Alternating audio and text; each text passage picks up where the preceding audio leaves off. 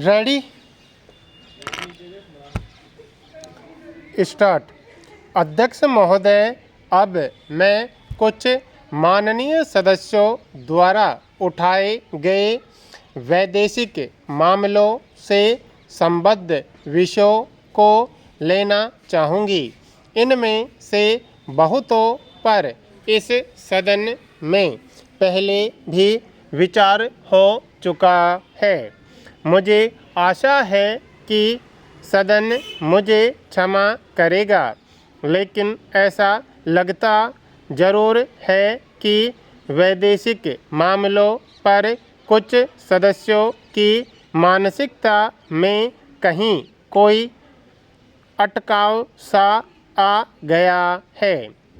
अटकाव योजना में नहीं आया है, बल्कि कुछ लोगों के चिंतन में आया है। जबकि दुनिया तो बड़े परिवर्तनों से होकर गुजर रही है और कहीं की कहीं पहुंच रही है। अनेक देशों की सरकारों ने अपनी धारणाओं और अभिव्यक्तियों में अतीत के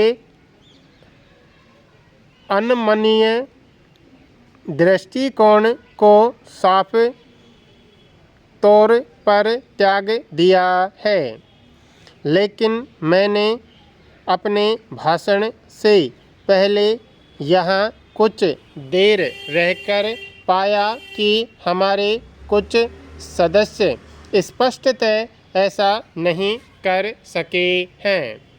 स्वयं हमारा यह प्रयास रहा है कि दुनिया में होने वाले परिवर्तनों के साथ साथ आगे बढ़ा जाए और अगर संभव हो तो उनका पूर्वानुमान लगाते हुए चला जाए, जिससे हमारे राष्ट्रीय हित सभी समय सुरक्षित रहें।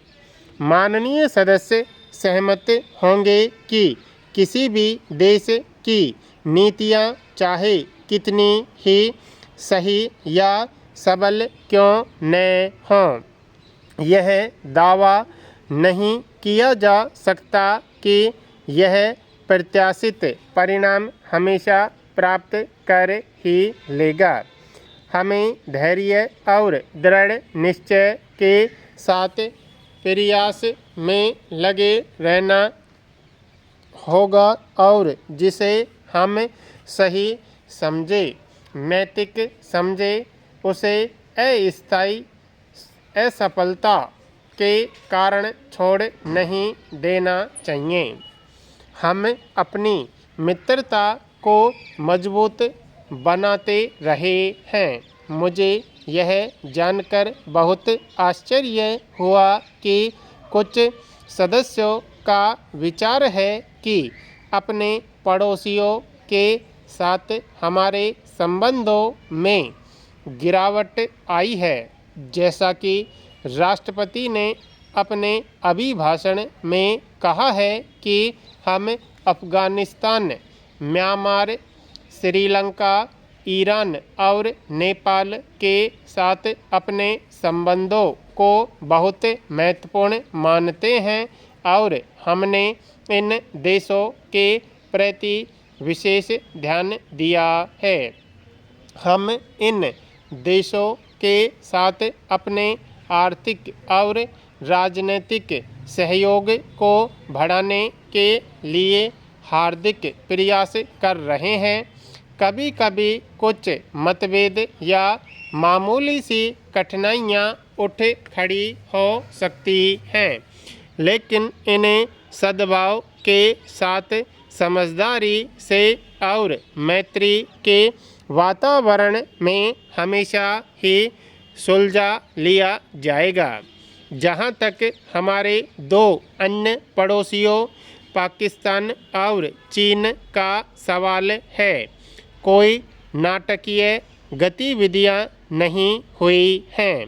सदन को मालूम है कि मेरा विचार तो यह है कि हमें लगातार पाकिस्तान को यह समझाने की कोशिश करते रहना चाहिए।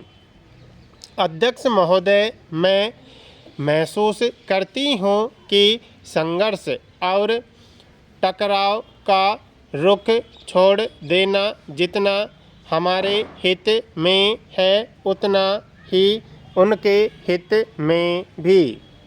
यह दुर्भाग्यपूर्ण है कि चीन अभी भी भारत की वास्तविकताओं को विकृत दर्पण के माध्यम से देखता है।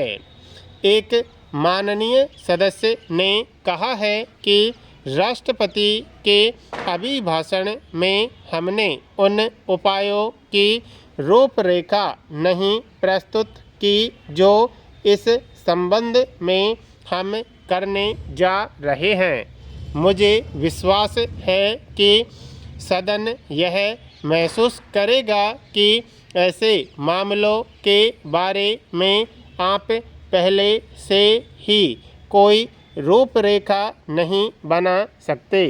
जैसा कि मैंने कहा, सारी दुनिया बदल गई है और बदल रही है और मैं सोचती हूँ कि हम इन परिवर्तनों के साथ चल रहे हैं और ऐसी परिवर्तनशील नाजुक परिस्थिति में अधिक कुछ न कहना ही शायद अच्छा होगा।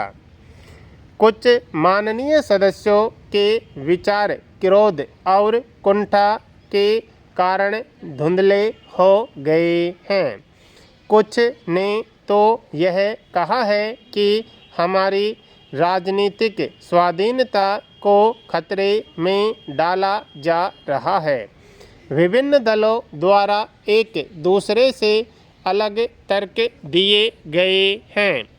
अब बुनियादी तौर पर राजनीतिक स्वाधीनता को केवल एक ही चीज़ से खतरा हो सकता है और वह यह कि जनता कमज़ोर पड़ जाए, चाहे ऐसा सांप्रदायिकता के कारण हो या आपसी विश्वास की कमी के अलावा इसलिए कि एक दल सोचने लगे कि सभी तरह का समाधान उसी के पास है और जनता से परामर्श करने की ज़रूरत नहीं है।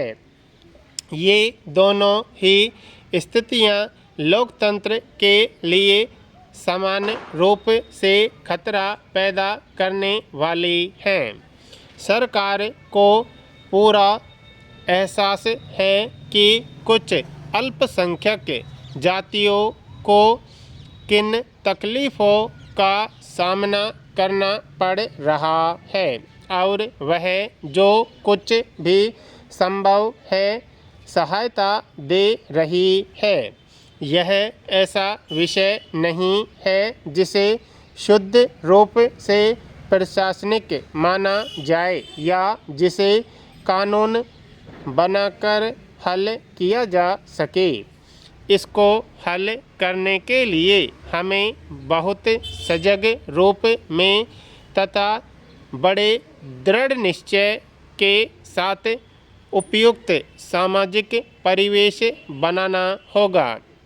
यह निर्णय माननीय सदस्यों को करना है कि ऐसा वातावरण बनाने में देश के सभी राजनीतिक दल मदद कर रहे हैं या नहीं। स्पष्ट है कि विरोधी पक्ष का उद्देश्य विरोध करना है। मैंने महोदय व्यक्तिगत तौर पर विरोध का सदा ही स्वागत किया है, क्योंकि जब जीवन अविरोध व्यतीत होने लगता है तो व्यक्ति में ढीलापन आ जाता है।